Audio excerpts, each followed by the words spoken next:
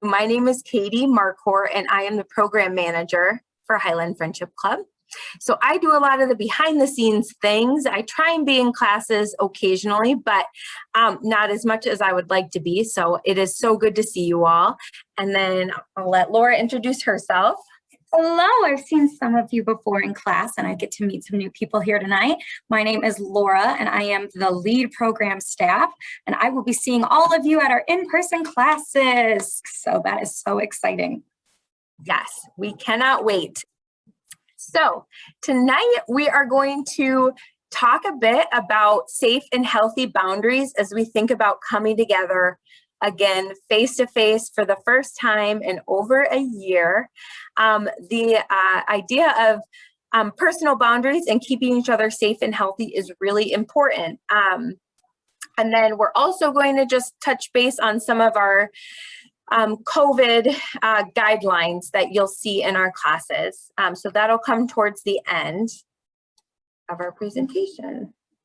Okay, so as we look to get started, something we want to do is just help center ourselves, help calm ourselves from, some of us have had busy days, I'm sure, and we're rushing to make this meeting. And so for those of you who know Katie Thune, you've probably seen this ball before, but this is a breathing ball. And we're just going to take some deep breaths together. So the way it works is we'll open up the ball and take a deep breath in, and then as I close the ball, we'll take a deep breath out. So let's do that 3 more times. In and out. In and out. Last time.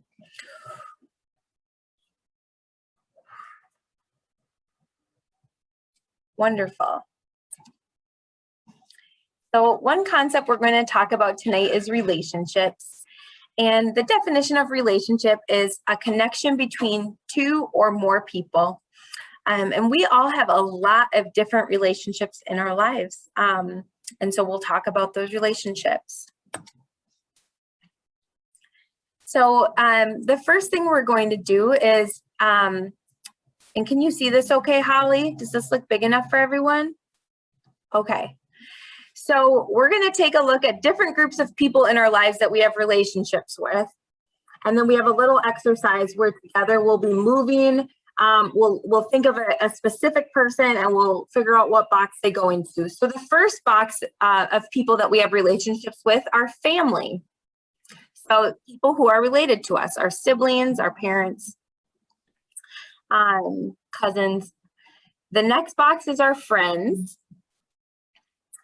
The next box is romantic partners or romantic relationships, professional relationships, and then public relationships. So let's think about people in our lives and sort these people into categories. So let's see here. So the first we have is a doctor. So in the chat, can you type, do you think doctor goes in family, friends, romantic partners, professional relationships, or public relationships?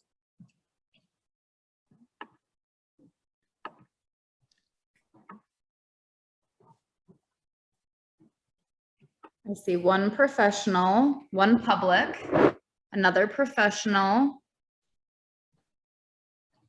Wonderful. Let's stick that one in professional.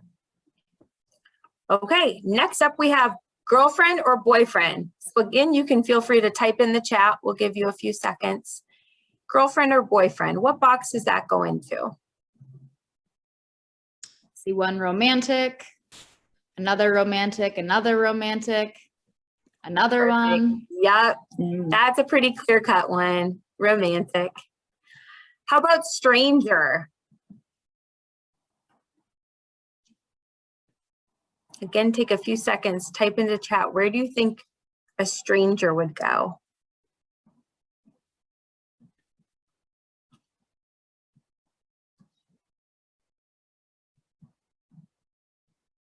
Got 2 publics, another one.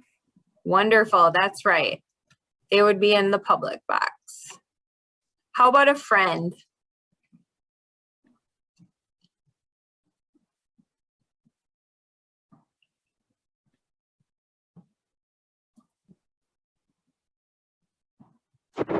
Couple of Wonderful.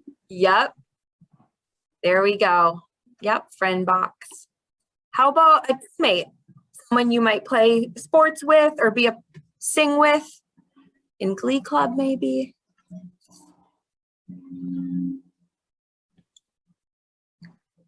friend. Friends. Yeah, Another friend. awesome. How about a grandparent?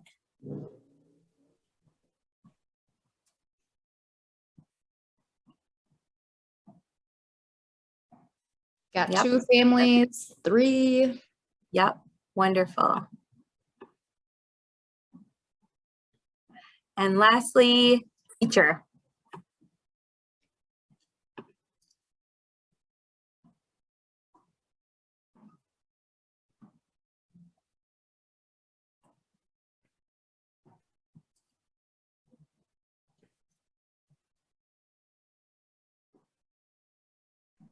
I see professional coming in. That's right. That's right. Yeah, and I think of our HFC staff kind of like teachers in some ways too, that relationship is a professional relationship. But it can also be a friend relationship at different times too, depending on the setting.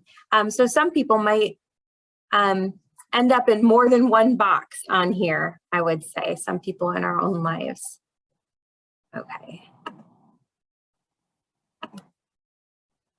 Okay, can you see this okay, everyone? Okay.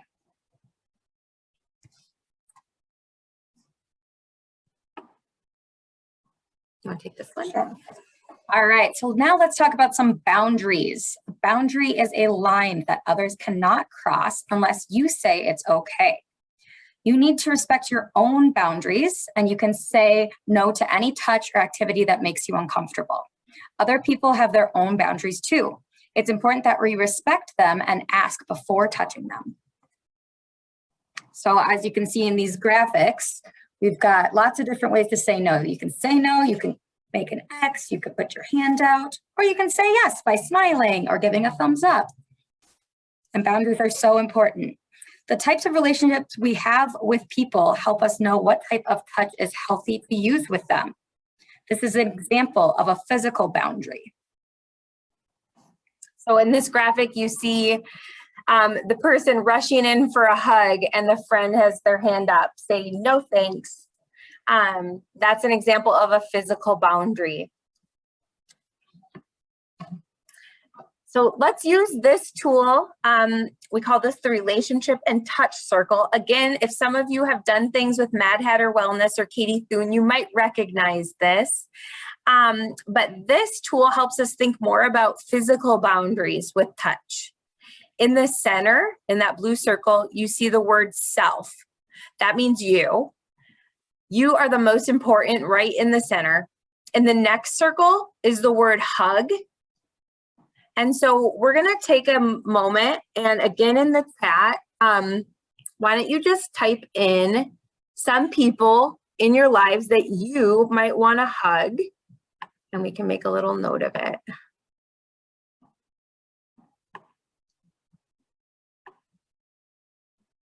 Your mom, Your mom, definitely. your pets,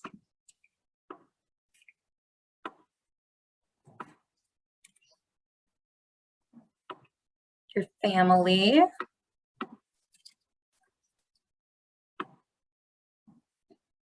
Yep. Great examples.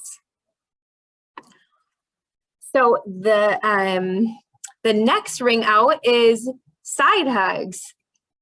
Again, go ahead and type in the chat some people that come to mind when you think about your boundaries, giving a side hug. make it out further down. Okay. Oh, and sister. So one I got.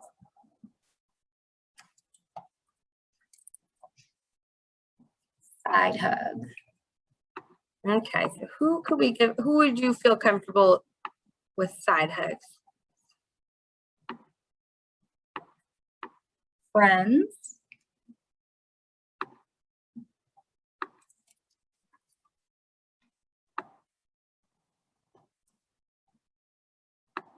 Mhm. Extended family.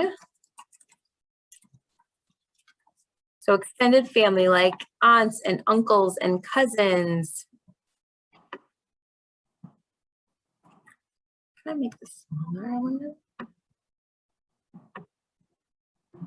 An aunt, yep. Great examples. All right, so the next rung out is shaking hands. Does anybody have examples of someone you might choose to shake their hand? Boss or coworkers, great one. A doctor. Yeah.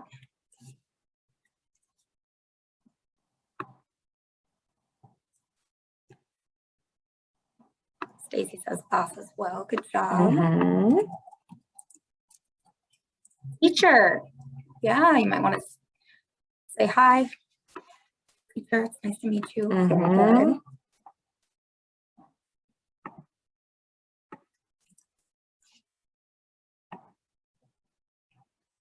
Great job. Excellent. And someone Someone new. new. So yeah, someone who could be a friend, but you don't know them well enough yet.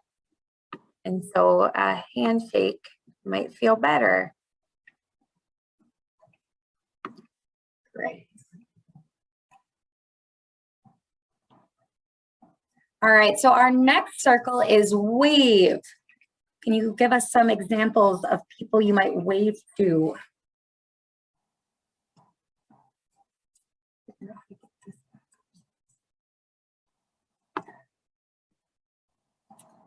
Saying hello, that's a good one. Yep. A neighbor. Neighbor.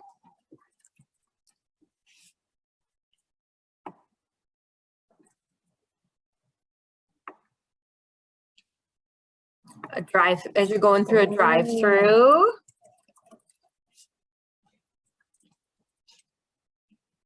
At a baseball game, Mm-hmm. you might wave at other fans or at the players.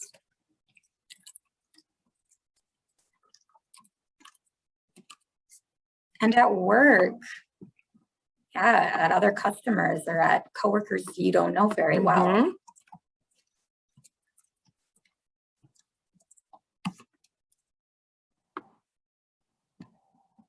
Great job. Awesome. And I'm going to add another one to this. You might choose to wave at a friend if you maybe don't feel comfortable with physical touch. Maybe this is, one of your first things that you've done with a group of people in a long time, and you might not feel comfortable, even though before all this, you might have felt comfortable giving someone a hug.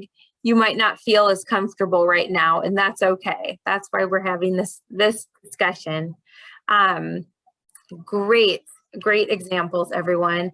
And then the last, right outside the last ring is do not touch. And again, this might be, this could change depending on the situation. You might have a day that you wake up and maybe you feel a little crabby and you feel a little off, and you might not really want a hug or a high five even. And so it's okay that at times you might not want to be touched. Others of us are very sensitive to touch, and we don't like being touched no matter what. The idea of someone touching you, giving you a hug or a high five is not something that you feel comfortable with at all. And so we have this do not touch box as well. Are there people that come to mind that you think of in the do not touch box? We've already got some Good job. That's someone you don't know, someone that's sick.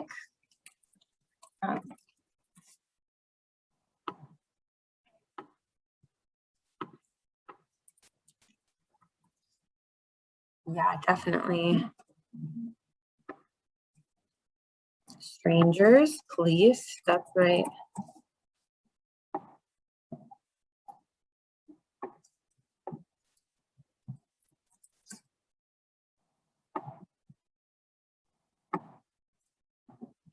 Someone who is dying.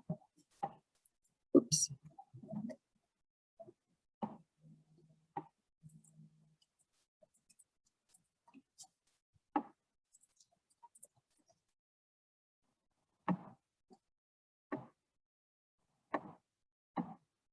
Great.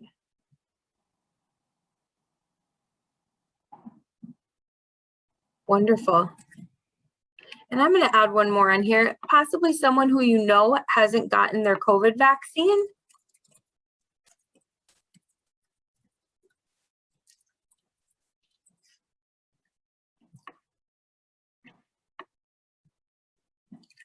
Wonderful. Metro driver.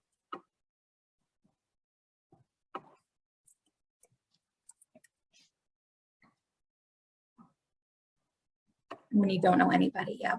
Yep. So a stranger. Mhm. Great examples. Really great examples. Awesome.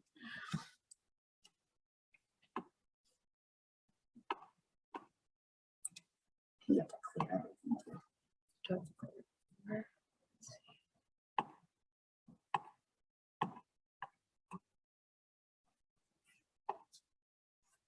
There we go. All right, so now we are going to talk about consent. Consent is the only way to know if it's okay to touch someone. And it's the only way to know is by getting their consent. So when a person agrees to a certain behavior or activity, they are giving their consent.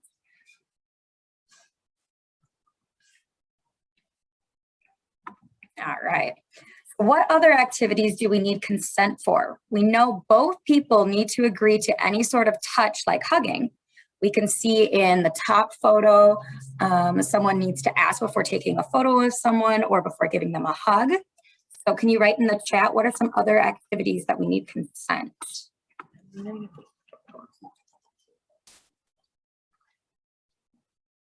Kissing, very good.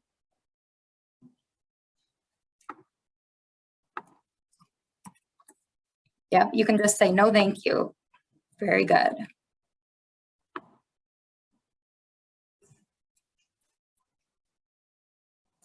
Sharing food, definitely. Mhm.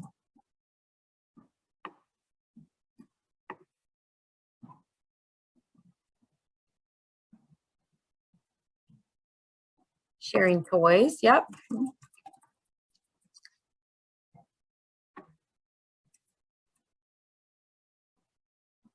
Any other examples come to mind?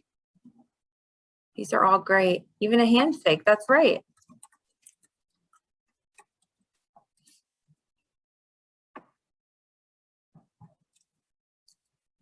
Yep, looking at things on someone's phone.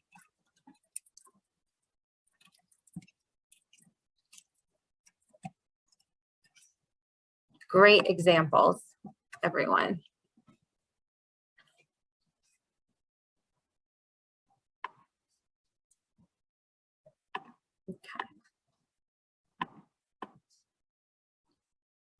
All right, so how can we ask for consent?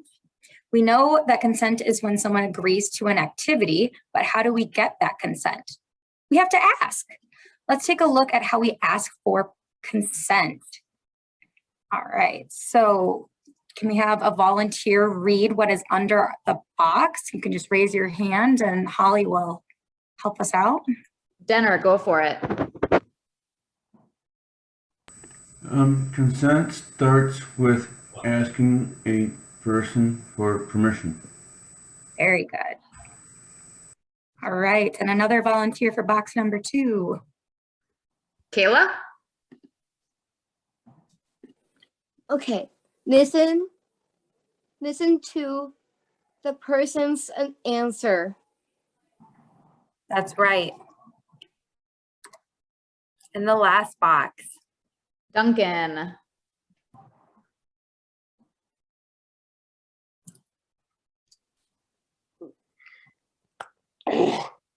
I got one.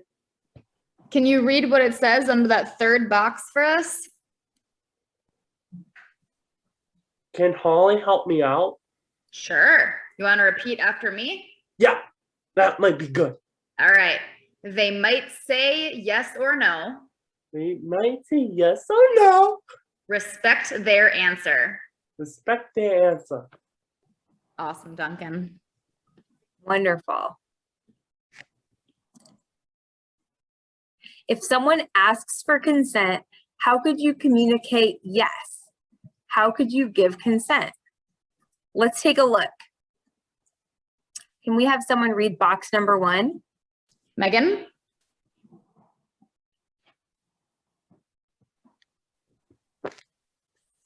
Some people give consent using words. That's right. Some of those words are okay, all right, sure, you betcha, yep, affirmative. Those are just some examples. Who wants to read the next box? Carrie? Some people give consent using body language. Yeah, so let's practice this. The first example is a fist bump. Can everyone practice giving a fist bump? Thumbs up or double thumbs up. And the last one is a smile. Can you see everyone smile?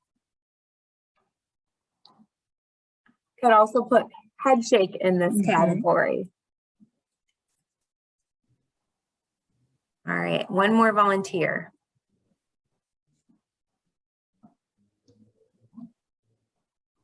Anyone want to read this one? Denner, want to read again? Go for it. No, thank you. Maybe tomorrow. Can you read what's underneath the box too? Oh, sorry, I didn't know. No. Some people use assistive technology to communicate consent. That's right. Thanks, Denner. So some people might have an iPad with them or an iPhone that they might use. Another thing we might use that falls into this is some sort of picture or sign, or they might write something. For Zoom, we use the chat feature where some people type into the chat their answer to something. So they might give consent by writing it into the chat. Everyone has the right to say no at any time. And that's really important to remember, that we have a choice to say yes or to say no to something based on our own boundaries. So what do you see in this picture? Someone can raise their hand and share, or you can type it into the chat. Duncan's raising his hand. Duncan, what do you see in that photo? Gosh. I do not know. Do you see people? Yeah. What does it look like they're doing?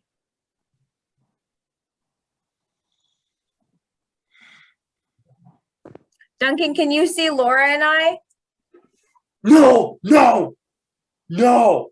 Bad. What am I doing? Yep. Yeah, very good. Yep. So the one person is going in for a hug and the other person is saying no, using their hand, and also with their words, they're saying no. Hey, I got a question. Do they have a basketball game? Can they play with a virus or no? Hey, any questions we have, let's type them into the chat if we're able to, and we'll come back to them at the end. Is that okay, Duncan? Yep. Okay. Look. Oh, and we have Hannah who typed, and she said the person is saying no and the other person wants a hug. And that's right. So someone's coming in for a hug, someone says no. And we have to remember that if someone communicates no, in whatever way they choose to communicate it, that we have to respect that. And so if someone is saying no to a hug, we have to respect that. Katie, why does it look like some of the people are a little sad when someone says no? Yeah, that's a great question. You know, sometimes if we want to show someone that we like them, that they're our friend, we want to do that by touching them in some way, giving them a hug or giving them a high five or a pat on the back. And it can make you feel a little sad if someone doesn't want that. But it's important to remember it's not about you. It doesn't mean that they don't want to be your friend. But it's just that their boundary, what they're comfortable with, is that they don't want physical touch in that way, in that moment. And like we said earlier, it can change depending on the day. Some days I feel like getting hugs from people. Some days I might not feel like it, or the class or who the person is. It can change based on a bunch of factors.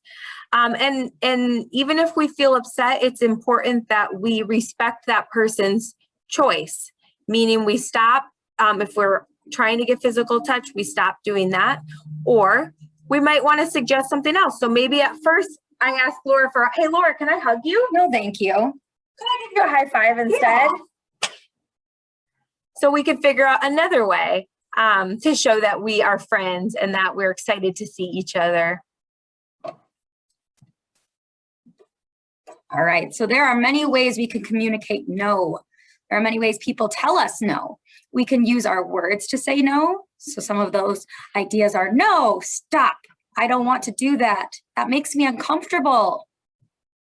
What other ideas do you have that we could use to say no?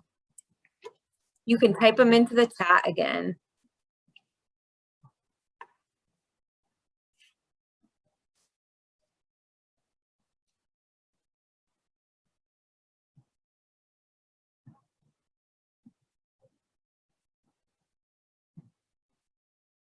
I know earlier I saw no thank you in the chat, which is very polite. I don't want that.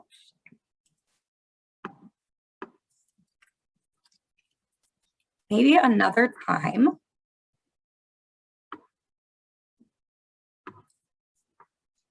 Maybe later. And just be respectful. That's right. Mm-hmm. Stop.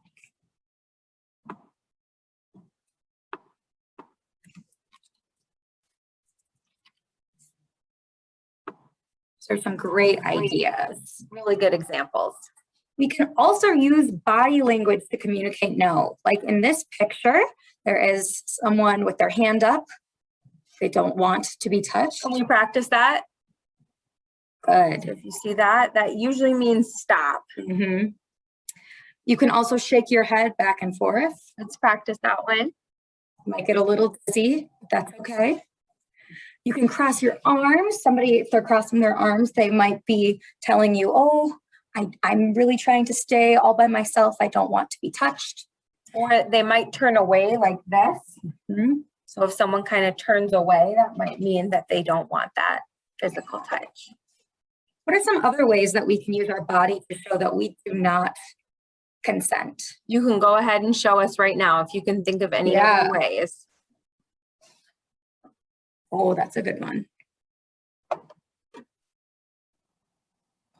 I see in the chat back up and give them personal space. That's a really good one. Just Yep, lean be back. honest, lean back. Good. Y'all are so good at coming up with so many ideas. Walk away. Yeah, you can just walk away. Yep, Great job. wonderful.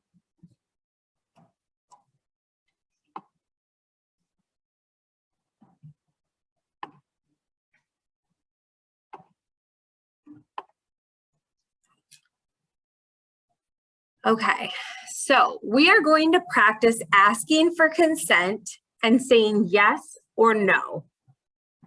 So remember, there are 3 steps of consent. You ask, and then you listen, and then you respect. So can we have 2 people that want to practice doing this? So the first person will ask for something, then they'll listen for the partner's response, and then they'll respect that choice. Do we have 2 people who want to try this out? See, or let's see, Megan has 2 hands over there. So maybe they can do it together.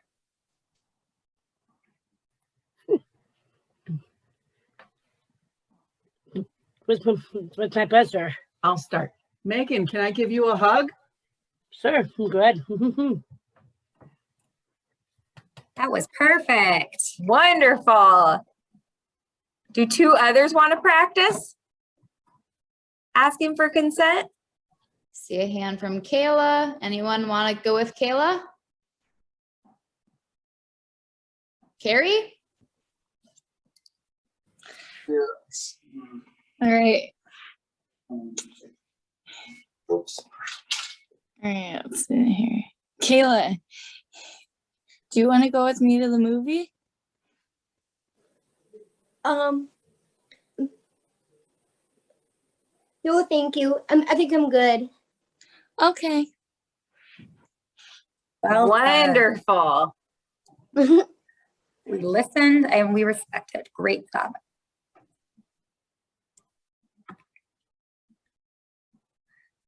All right. For this next activity, we are going to read a sentence explaining something that might happen at HFC events. So think about boundaries and consent. And then tell me, is this a healthy or an unhealthy interaction that's taking place? So you can give me a thumbs up if you think it's healthy. That means that consent was listened to and respected. And unhealthy means that they didn't ask for consent or it wasn't respected. All right, are we ready? A member sneaks up behind a volunteer and tickles them. Thumbs up if that's healthy, thumbs down if that's unhealthy. I'm seeing lots of thumbs down. That's right. That is unhealthy because they did not ask before initiating touch, so they were not respecting boundaries. Very good job. All right. A member sees their best friend at movie night and asks for a hug before giving them a hug. The best friend says yes, and then they can hug. Is that healthy or unhealthy?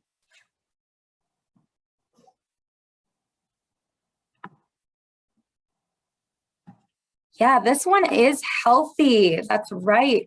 Because one best friend asked permission to touch the other best friend, they listened for the response. And when the best friend said, yes, that's okay, then they were able to hug. So that was good listening for consent. All right. After getting to know each other at book club, members sent each other friend requests on Facebook. Is that healthy or is that unhealthy?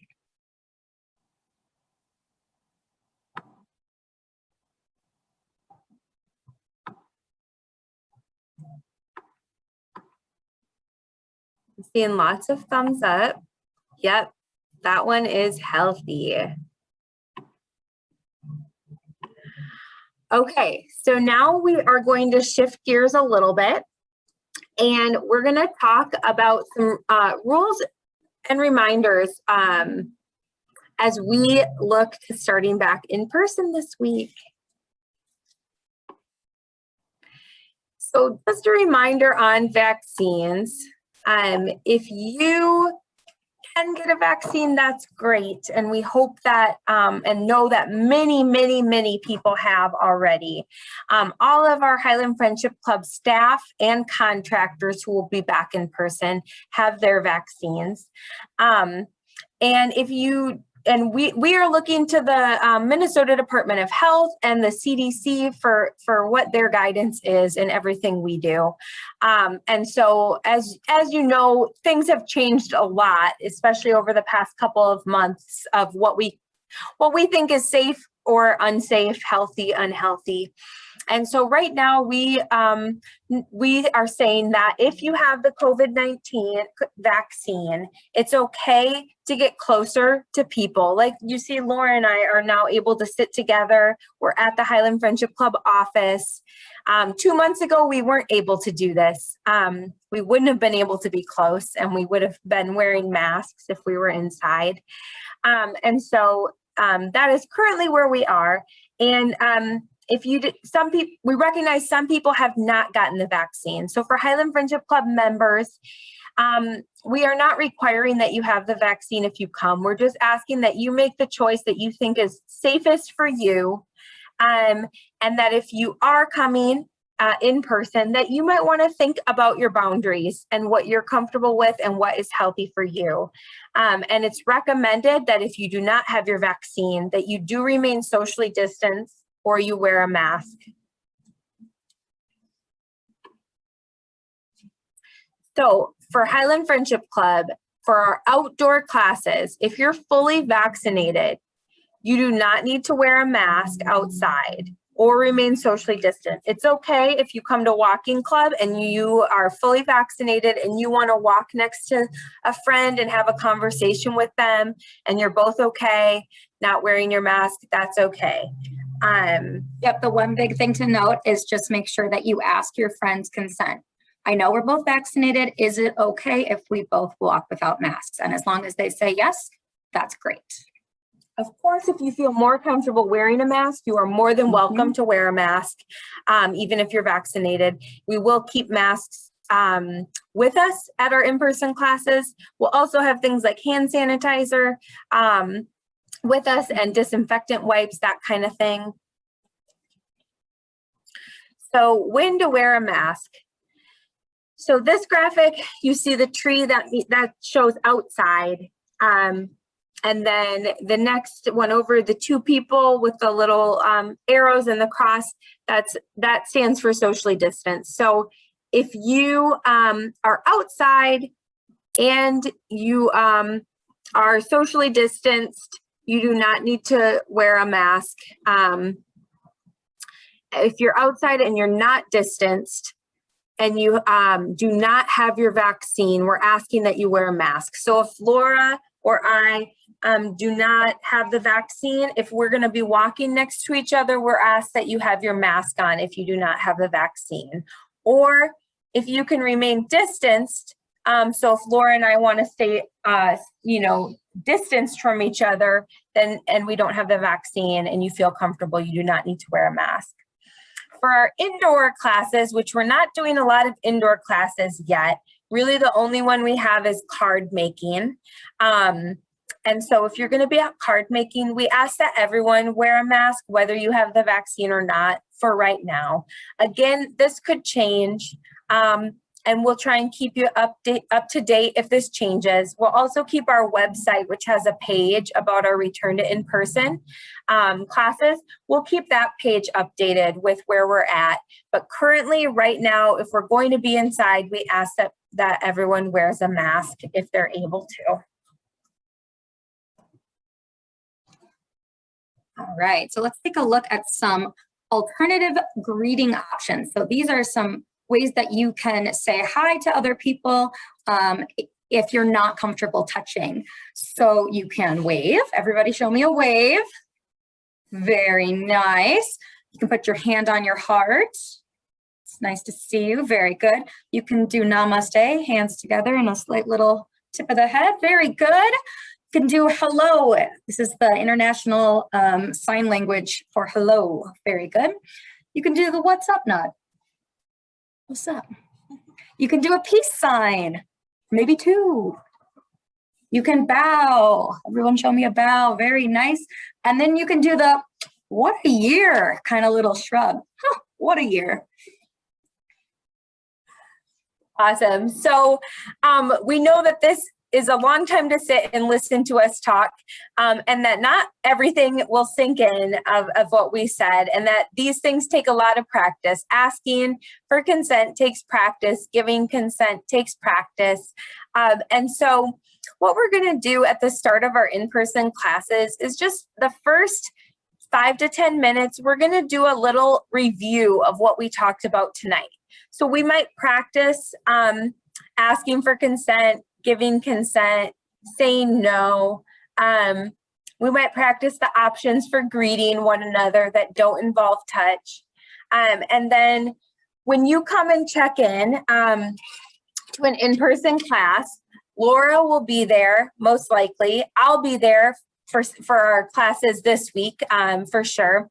And we will use a thermometer that does not touch your skin at all to take your temperature. We're going to ask a couple of questions, like and you've probably been asked these before, like have you come into contact with anyone who's tested positive for COVID-19? Do you feel sick at all? You know, do you feel like you have a headache? Do you have a new cough that's developed? That kind of thing. We'll just ask you those questions. You don't have to fill out a sheet about it. We'll just ask the questions and you can tell us yes or no. And then everyone will get a lanyard to wear. And our lanyards are going to go around our necks like this. If you don't like things around your neck, we'll also have some paper name tags, but it'll have our name tag on it. And Laura or another HFC staff can help write it.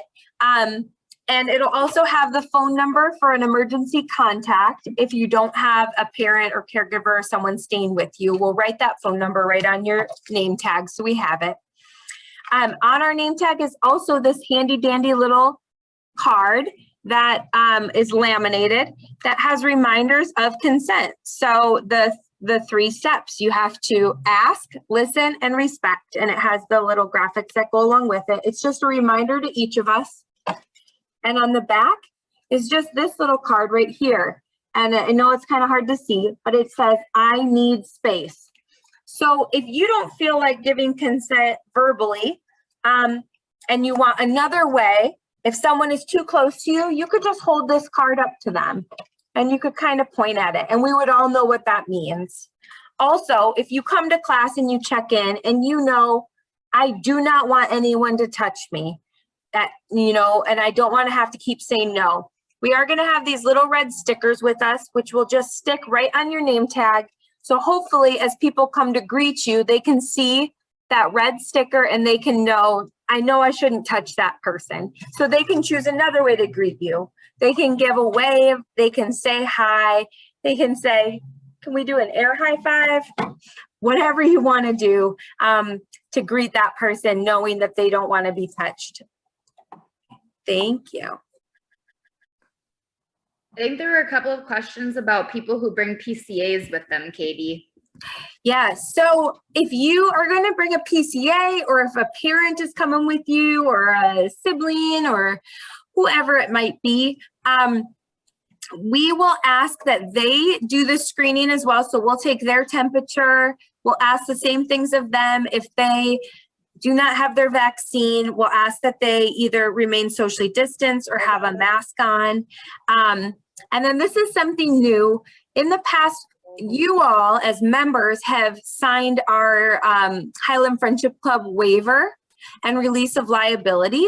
And in the past, we only required that of members, but we are going to ask any person who's going to be at our in-person class to sign a waiver now. That's the easiest way to do it if you can fill it out before you come to the class. We will have an iPad that we'll keep with us. So if someone does come with a PCA and the PCA has not been there and doesn't have the release signed off on, they can sign off on it there using the iPad. For members, as you register for classes on ActiveNet, you can consent to the waiver by clicking the little box that says, I consent to the HFC waiver, something like that. That might not be the exact language, but there is a little box. And we ask that every time you register for a class and you're prompted to check off on that box, you do it. It just keeps the waiver up to date so we know that we have it for each member. If they're just dropping you off and they're not staying, they don't have to sign a waiver. But if they're going to come, let's say you're doing arts and crafts and sit next to you for arts and crafts and kind of be there with you, then we would ask that they sign the waiver. So our staff will get there probably a half hour before class starts. Okay. For at least the first few weeks, at least 15 minutes early, but probably a half hour early. Okay. And so you can plan on arriving, you know, at any time in that window. We'll also be including Laura's phone number and my phone number. So if you want to say, hey, you know, I'm trying to make it to walking club, but I'm on Metro Mobility and it's running late. We're going to try and have enough HFC staff people. We're going to have at least 3. Next week, there'll be 4 of us at each class.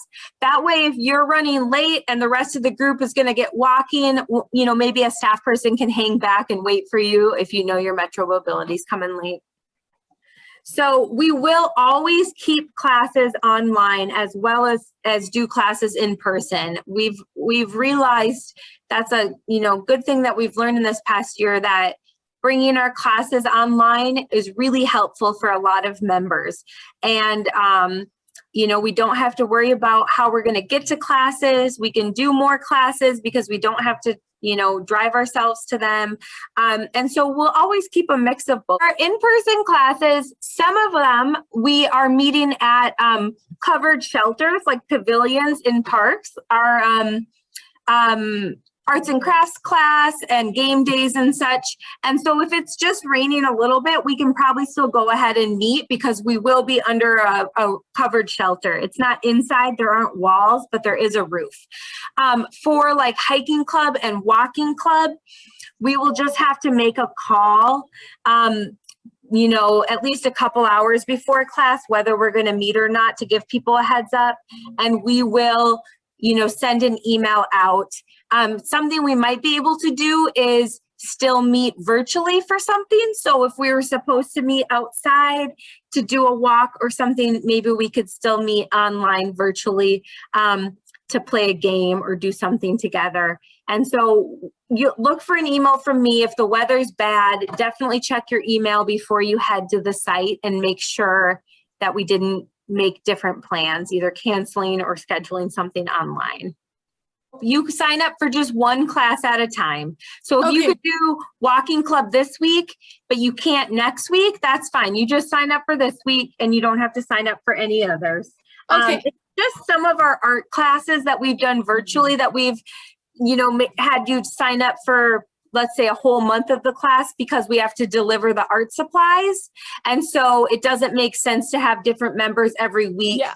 And for our in-person arts and crafts classes, we will have the supplies ready. So that's different from our virtual arts and crafts where we send a supply list and you buy the supplies or make sure you have them. We'll buy the supplies for arts and crafts in person. So you just have to sign up and come.